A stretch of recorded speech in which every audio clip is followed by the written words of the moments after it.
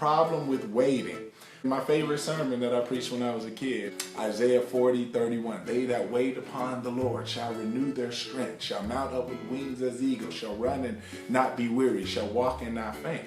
But many people get that mixed up with waiting when things can be done. I always quote my good friend, Les Brown. He said, if you got a problem man or money can solve, then you don't have a problem. So a lot of the times, it comes down to the perspective of the person. What I call a tragic situation or an emergency might be what the next man calls just getting up and going to figure it out. So here I am on my knees because to me there's no other option, and oh, I gotta wait, and I gotta wait for this miracle. But to the next man, that's called getting up and taking that job that might be, cause me to be a little bit more humble. But yeah, I'm gonna take that job and I'm gonna do what I can. There is something I can do. So I've always had a problem with that, and I find that to be very relative. You get sick, there's nothing to do about, something you get that the doctors say, well, I'm sorry, Mr. Griggs, Okay, that's one thing. You better get on your knees and pray and be positive about it. But then there are 99% of situations that we're sitting around waiting for when there is something that can be done. And quite frankly, there are other people in those very situations that figure it out. And so I'm here to challenge that. And it's kind of like with the talents, the master gave one servant 5 talents. Well, they brought back 5 talents. Gave one servant 2 talents. Well, they brought back 2 talents.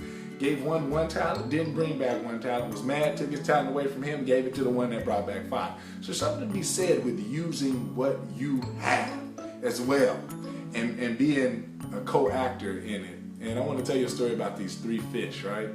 They were in a pond one day. One of the fish, her name was Plan Ahead. The second fish, his name was Think Fast. And the last fish, their name was Wait and See. So one day, they heard these 2 men talking about going fishing tomorrow. So of course, the first fish, Plan Ahead, she said, I'm getting out of here. I'm about to swim upstream. Tomorrow, I'm nowhere to be found. I don't want to get caught. Think Fast said, I've always been good, so I'm just going to think of something on the spot if I find myself in a bad situation. Wait and See said, oh, I can't worry about it right now. I'll cross that bridge when I get there. I'll just wait and I'll worry about that tomorrow, right? So sure enough, the fishermen came just like they said. They cast their net. And of course, Plan Ahead was nowhere to be found, had swam upstream. She is good to go. Think Fast had to come up with a plan. So Think Fast rolled over on his belly and played dead. So then the fisherman looked at him and said, that fish is dead, threw him back in the water. So he was good because he thought fast.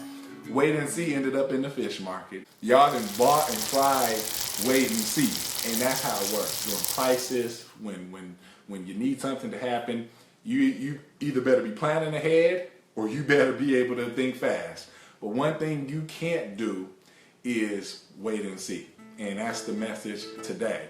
In situations where something can be done, I am making that differentiation. And what I'm saying is that's 90% of situations. When we're talking about economic situations, come on, economic situations. We're not talking about a disease in your body or we're not talking about something like that. We're talking about economics. We're talking about money. I remember getting a resume from someone in my office, knocked on our door, looked at the resume. She had a degree from Harvard. It was a Harvard degree and a few other, like Columbia. I said, really, you're going door to door? She said, well, yeah, what am I going to do? She humbled herself. That degree from Harvard, she wasn't like, I'm just going to sit back and wait for the telephone to ring. I'm going to sit back and wait for the headhunter to call me. That girl got out and knocked on our door like she was selling newspapers. See, so some people are just different. Some people see the same problem and they say, I'm not going to sit around waiting for my situation to change. I'm either going to plan ahead, I'm going to think fast, but one thing I'm not going to be is that fish that sits around, waits and sees, gets caught in the net, and then gets eaten.